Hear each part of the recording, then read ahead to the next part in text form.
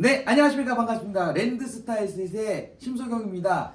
부동산으로 간다의 번외편으로 진짜 뭐 대본 하나도 없이 그냥 뭐 궁금한 거 있으면 한번 물어보려고. 근데 제가 최근에 좀 궁금한 점이 좀 생겼습니다. 그래서 저희 뭐 상담 오시는 분들 중에 미국 부동산에 대해서 관심을 좀 갖고 계신 분들이 있으신 것 같아요. 근데 저는 미국 부동산에 대한 전문가는 아니기 때문에 그래도 좀 미국에서 오랫동안 생활을 해오고 그쪽에 이제 부동산 시스템을 좀 잘 알고 있는 김명감 부장을 한번 모시고 제가 궁금한 거 한번 물어보려고 합니다.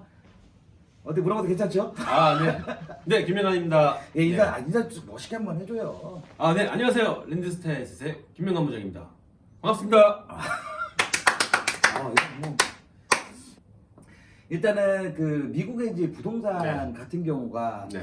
저도 뭐 알고 싶어서 아는 건 아니고 이제 최근에 여러 언론이라든지 아니면 미국에 있는 뭐 지인들한테 물어봤었을 때 현재 그 미국 같은 코로나 때문에 사실 우리나라하고 좀 반대인 것 같아요. 그리고 우리나라는 지금 나도 이해가 안 가는 게 음, 지금 미국은 경기가 지금 상당히 안 좋거든요. 음. 지금 뉴욕 같은 경우는 거의 뭐 뉴욕에 출근하는 사람이 없어요, 지금. 뉴욕은 맨하탄 월가 스트리트 같은 데서 출근하는 사람이 아예 없고 나 저 뉴스에서 봤는데 사람 엄청 다니던데. 그 다 그 얘기가. 아니. 그 홈리스들이나 그 스트리트 이제 지낸 사람들이 다니는 거고 사실 직장 다니는 사람들은 안 나와요 밖에. 자택근무라고. 그러다 보면 뭐 직장 다니는 사람은 자택근무를 하면 되지만 서비스 업체 있는 사람들 있잖아요.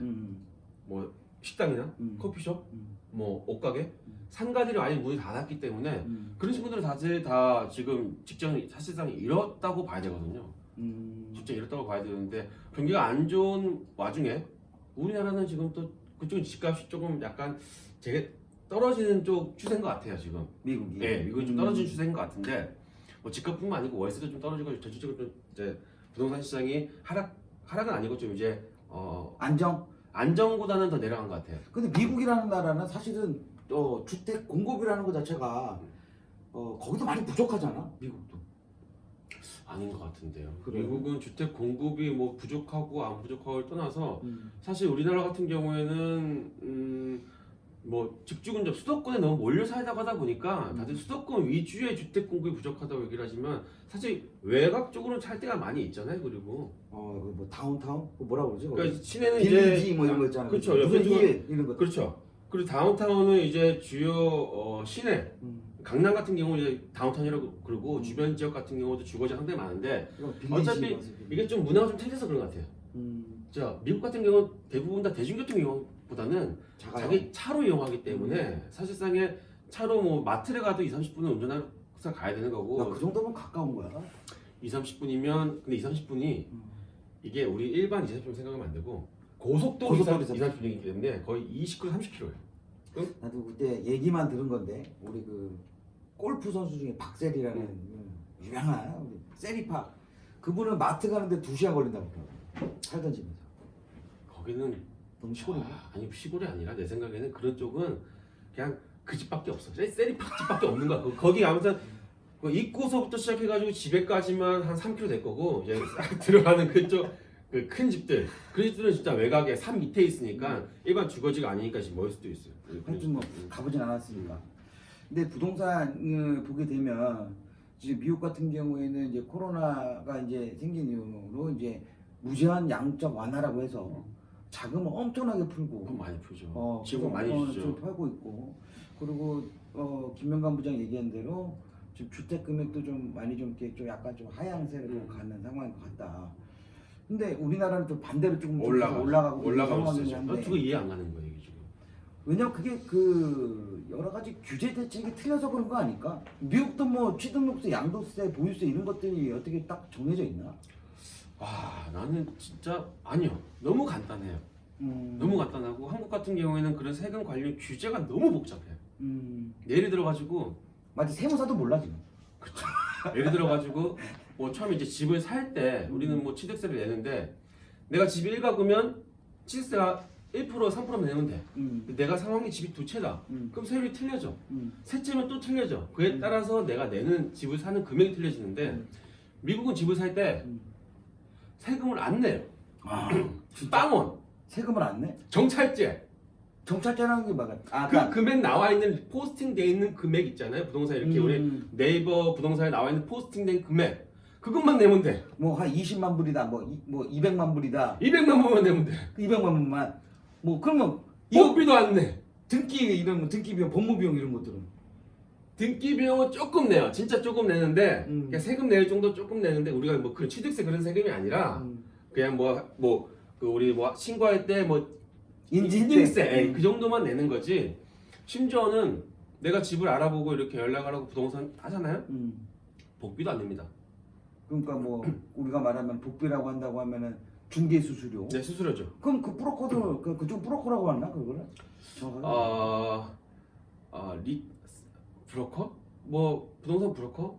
갑자기 생각이 안 나네. 부동산 브로커라고 브로커는 좀 나쁜 의미인 얘기고. 아 그래? 미국도 예. 그래? 브로커는 나쁜 아닌 것 같은데.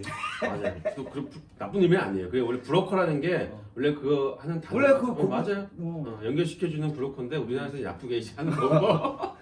하여튼 그거는 그 사람들은 그 중개 수수료가 없으면 예. 그거 어떻게 운영하냐? 엄청 많던데. 우리 뭐 외국 가가지고 이제 뭐 LA 같은데 가가지고 신문 우리가 뭐 벼룩시장 같은 신문 보게 되면 부동산 리얼리스테이트 해가지고 막 해가지고 뭐 콘도 뭐 해가지고 사람 얼굴 그려져 있고 옆에 무슨 이게 뭐야 라이센스 번호야? 뭐 이렇게 사람 그쵸. 얼굴 네. 그려져 있고 번호 밑에 몇 개 써 있고 그 소속사에 대한 그 번호. 그럼 걔는 뭘 먹고 살냐고? 중개 수수료가. 그러니까 이 사람들이 뭐냐면 우리나라처럼 일단 시스템이 우리나라처럼 일단 뭐 1층 쉽게 생각하면 1층 부동산에서 일하는 사람들이 아니에요.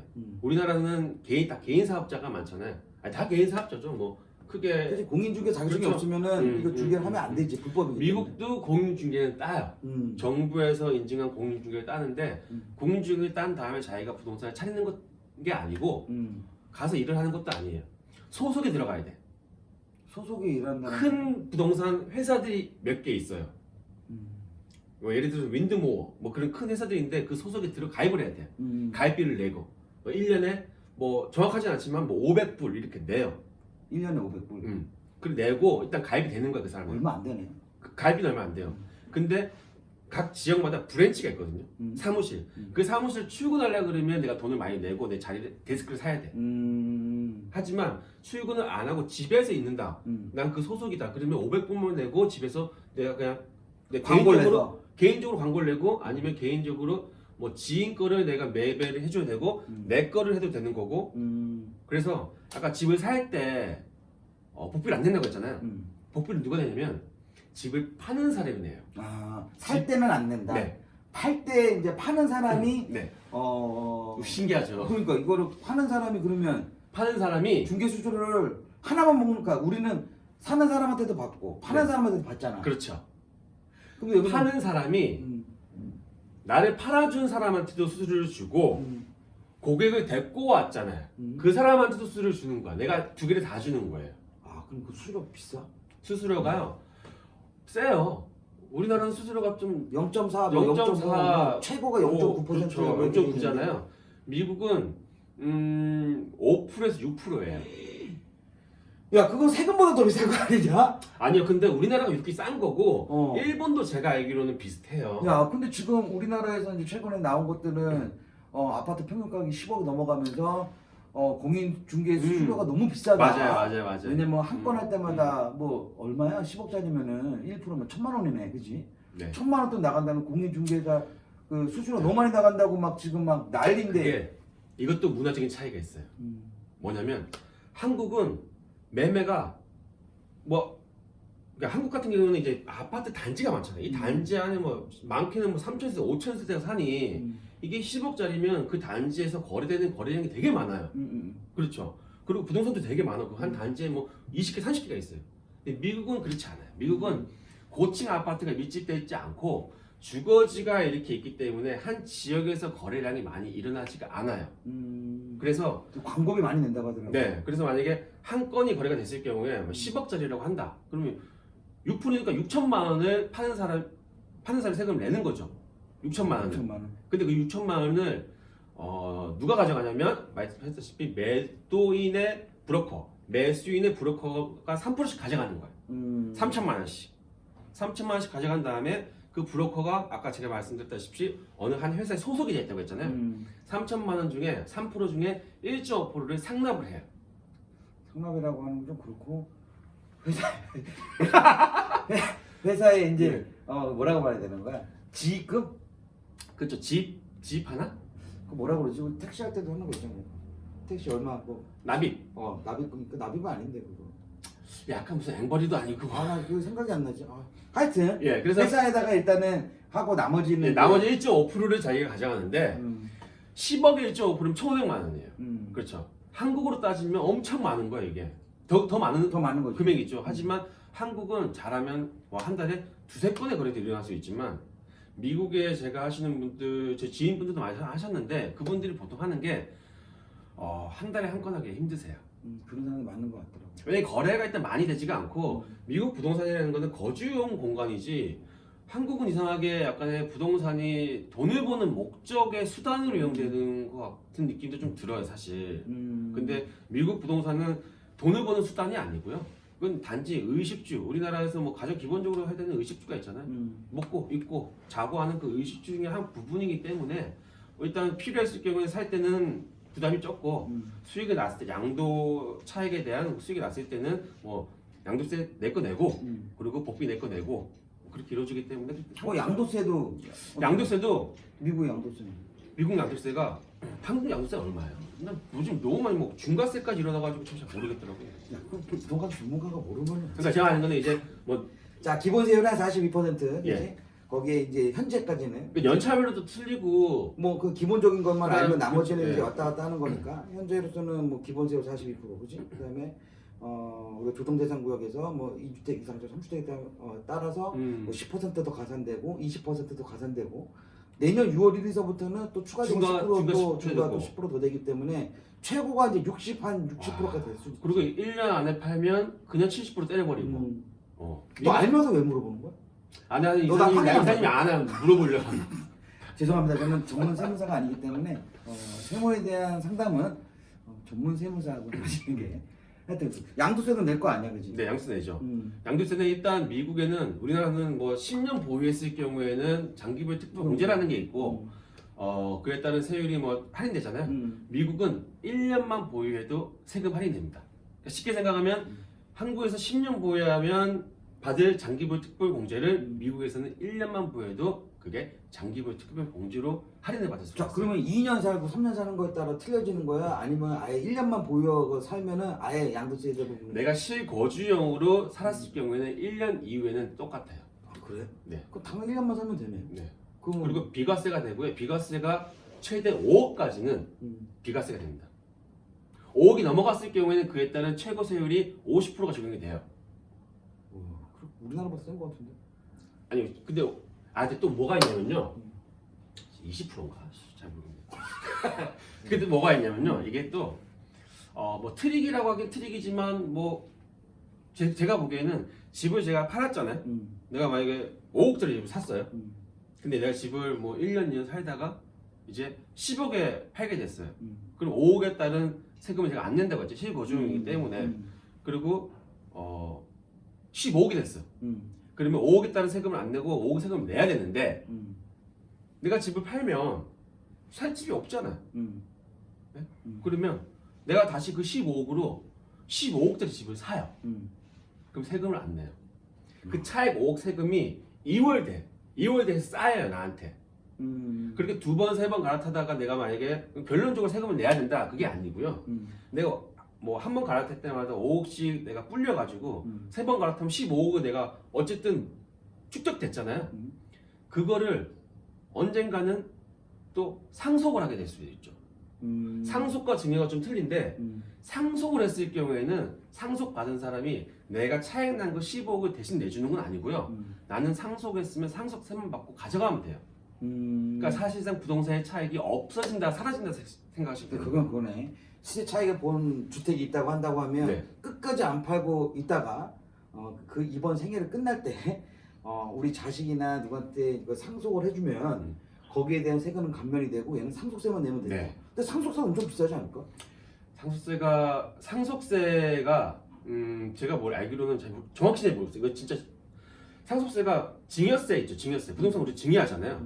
10억짜리 아파트를 증여하면 10억에 따른 증여가 세금을 내는 걸로 알고 있는데 상속을 하게 되면 10억짜리 아파트가 처음에 살 때 매입가 3억이었으면 처음 매입가를 증여한다고 내가 그렇게 들었거든요. 그래? 네. 상속을? 상속을? 증여를? 상속은. 그러니까 상속이. 예. 상속은 원가를 상속하는 거고 증여는 현재가를 증여하는 거고. 그래서 증여보다는 상속이 훨씬 더 세금 절약하는 방법이다. 미국에선. 네. 그러네. 왜냐면은 뭐 5억짜리 주고 산 게 15억이 됐는데 시세 차익은 10억인데, 그치? 네. 내가 나중에 상속을 해가지고 이 상속세를 낼 때에는 5억에 대한 것만 내면 된다는 거잖아. 그렇죠. 그 되게 그렇죠. 획기적인. 그러니까 획기적인 이게 합리적인 거죠. 합리적인 거지. 미국이 합리적인 거죠. 그러니까 이게 부동산이 주마다 틀리지 않을까? 그럴 수도 있죠. 일단 워싱턴 주는 제가 말한 거가 기본적으로는 맞을 것 같습니다. 아니 그러면 저기 네. 김명관 부장은 그럼 처음에 집 살 때 네. 미국에서 집 살 때 네. 얼마 정도 주고 샀어요? 2003년도에 제가 미국에 갔을 때 처음에 월세를 살았어요. 음. 집이 없으니까 유학생이잖아요. 유학생 월세를 사는데 월세 금액이 제가 그때 당시 낸 기억이 방이 하나 있었는데 1,200불을 냈어요.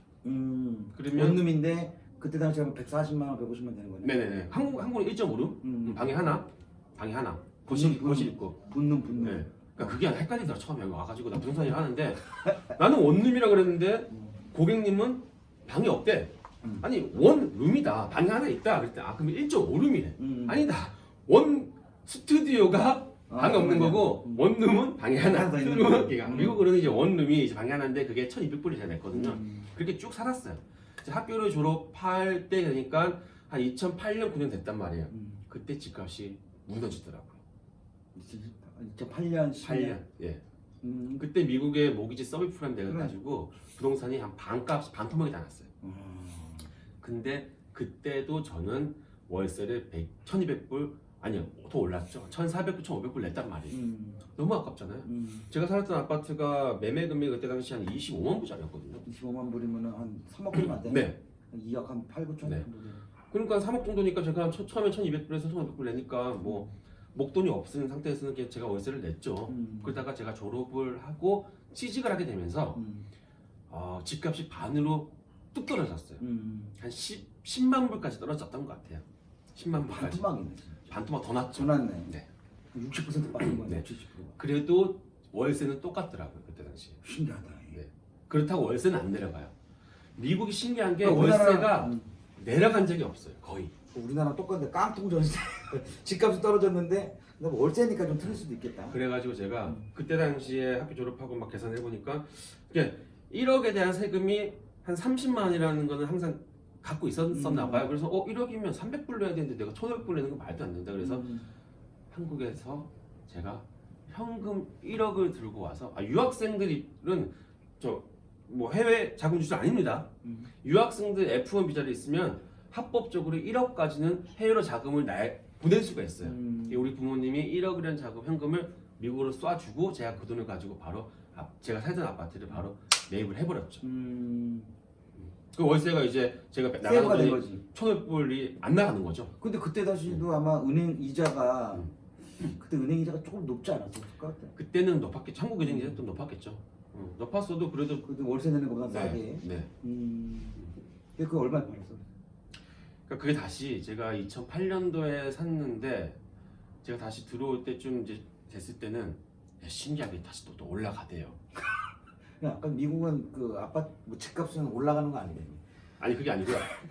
그러니까 이게 한 번 이 측정된 금액이 있잖아요. 측정된 금액이 있어서 경기가 안 좋든 무슨 이유든지 간에 떨어졌는데 다시 회복이 됐어요. 그럼 그게 이제 물론 경기 회복에 대한 부분도 있을 거고 그때 당시 뭐 일단 뭐 리먼 사태 일어나고 하면서 네. 사실은 금융권에서에 대한 뭐 설정 금액이 있었을 텐데 네. 보면 그게 이제 하락이 되게 되면 완전 무너지다 보니까 네. 어거지로 올린 부분도 좀 있긴 하잖아, 그렇지? 그래서 올라가. 근데 그게 무너진 이유가 간단한 이유가 뭐냐면 미국은 집을 사기 되게 쉬워요. 누구나 다 집을 살 수 있어요. 스타벅스에서 커피를 주문하는 사람도 집을 살 수도 있고요. 좋은 직장 가진 사람도 집을 살 수도 있어요. 왜냐면 미국 집이 10억 1억 했을 경우에는 그 중에 내가 뭐 크레딧, 신용 따라 틀리겠지만 10%나 20%만 다운페이를 하면 나머지는 다 대출. 모기지가 돼요. 그래서 그때 당시에 제 생각에는 2000한 4, 5년 정도에 미국 주택 시장이 엄청 좋았던 것 같아요. 그래가지고 모두가 다 집을 샀어요. 그때는 우리나라도 좋을 텐데 2004년 뭐 이때는. 그래서 제가 말씀드리는 거예요. 미국 부동산이 붕괴됐을 때 우리나라 붕괴됐었어요.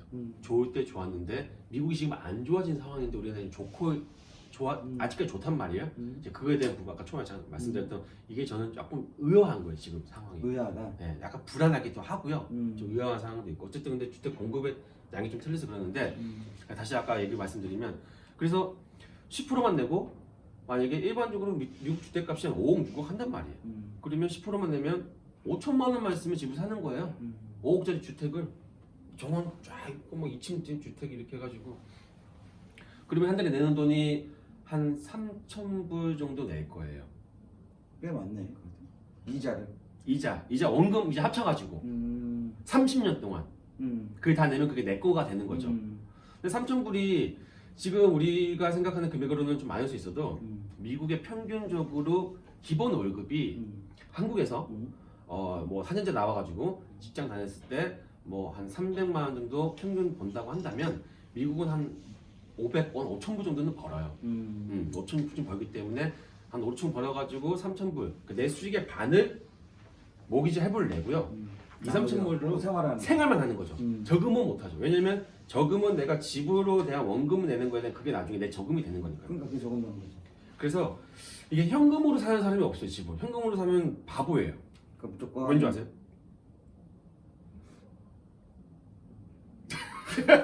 왜냐면 이게 모기지로 집을 사게 되면 각종 세금 혜택이 되게 많아요. 뭐 가장 큰 세금 혜택이 뭐냐면 내가 만약에 고소득자예요.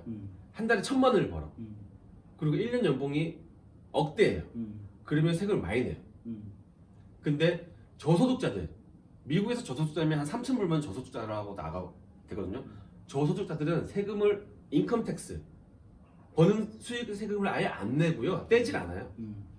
한국은 떼서 들어오잖아요. 미국은 다 받고 나중에 자진납세를 하거든요. 1년에 한 번씩. 근데 3,000불 버는 사람이 세금 신고를 하려고 하면 세금 내지 마세요. 세금 내지 마세요. 왜냐면 3,000불밖에 못 벌었잖아요. 3,000불밖에 못 벌었는데 이 사람이 돈을 쓸 때 마트 가서 과자 한 봉지 사더라도 거기 세일즈 텍스가 붙거든요. 그러니까 텍스가 붙는. 그 사람은 간접적으로 세금을 내고 사는 거예요. 세금을 안 내도 되는 사람이 세금 내고 살았기 때문에 연말정산할 때 세금을 다시 돌려줘요. 3,000만 원 미만은? 네. 그거 받는 게 거의 1년 세금이 한 200~300만 원 정도를 한 방에 받아요. 또. 거의 뭐 10% 텍스가 네. 많네. 왜냐면 3,000만 쓴 건 있어야 될 거 네, 아니지. 네. 쓴 거를 내줘야지만 거기에 대한 텍스를 돌려준다. 그래서 미국 그 고소득자들, 저소득자는 그렇게 되고 고소득자가 만약 10만 불을 벌었다. 1년에. 그러면 세금 많이 내. 이 사람 세금 많이 내서 저소득자한테 혜택을 주는 거예요. 근데 내가 만약에 집을 샀어요. 10억짜리를. 10억짜리 집을 사서 1억을 주고 10억짜리 집을 샀어요. 그러면 내가 한 달에 내는 다운페이가 한 5,000불 나갈 거예요. 그럼 제가 1억을 한 달에 1,000만 원을 벌잖아요. 은행에 입금이 되죠. 그럼 은행에서 5천만 원을 가져가죠. 모기지로. 500만 이자. 네, 5,000불. 5,000불은 은행에서 바로 이자로 가져가면서 바로 가져가면서 거기에 세금이 다 포함되어 있다. 그러니까 제가 한국 돈으로 헷갈리게 얘기해. 내가 1,000만 원을 벌면 그러니까. 500만 원 세금을 떼가고 나는 500만 원을 번 거예요. 난 500만 원을 만져보지 않았어. 내가 1,000만 원을 벌면 1,000만 원에 대한 세금을 연말정산할 때 세금을 많이 낼 거란 말이에요. 근데 내가 집을 상으로써 500만 원을 내가 다운페이를 내니까 나는 수익이 500만 원짜리로 바뀐 거예요. 300만 원짜리 사람이 세금 혜택 보듯이 나는 500만 원밖에 안 번 거기 때문에 세금을 조금밖에 안 낸다고요. 4인 가족에서 500만 원 벌면 세금이 빵원이에요. 거의 비슷하단 말이에요. 그렇기 때문에 현금으로 집을 사는 것보다는 대출을 이렇게 해서 사줘야지만 세금 혜택을 받을 수가 있다. 그렇죠. 미국 같은 그게 경우는. 가장 커요. 아 이거 좋네. 만약에 내가 한 달에 1,000만 원을 버는데 내가 집을 안 사고 있는 상태였다. 그러면 1,000만 원에 따른 세금을 무지하게 많이 내요. 제 생각에는 1,000만 원 벌면 한 300만 원 세금 낼 거예요. 한 300은 세금이 나간다고. 내가 가져가는 돈이 700밖에 안 돼. 미쳤다고 그래. 차라리 집을 10억짜리 사고 500만 원 세금 내고 500만 원 가져가면 30년 동안 세금 내면 10억짜리 내 거잖아요. 그러니까. 그래서 집을 다 세금 절약 방법으로 사는데 절세 절세 상품으로 집을 산다. 근데 한국은 집을 살 때도 세금을 내고 그치, 거래세 내야 되지 우리가. 팔 때도 거래세. 세금을 내고 그거 좀 틀려. 한국은 집을 살 때도 세금 내고 팔 때도 세금 내는데도 집을 사. 왜냐면 집을 사야지 돈을 벌어. 집이 부동산이 돈을 버는 수단이에요. 그렇죠. 근데 미국은 집을 삼으로써 내가 안전하게 뭐 가정, 거주 환경을 이제 공간으로서의 사용이 되면서 내가 버는 데 대한 수익을 세이브를 시켜주는 역할을 할 수가 있어요. 그러니까 느낌이 조금 틀린 것 같은 느낌? 그러니까 돈을 벌려는 상품이 아니라 진짜 우리는 의식주의 주를 해결하기 위한. 네. 그래, 뭐 그럴 수도 있지.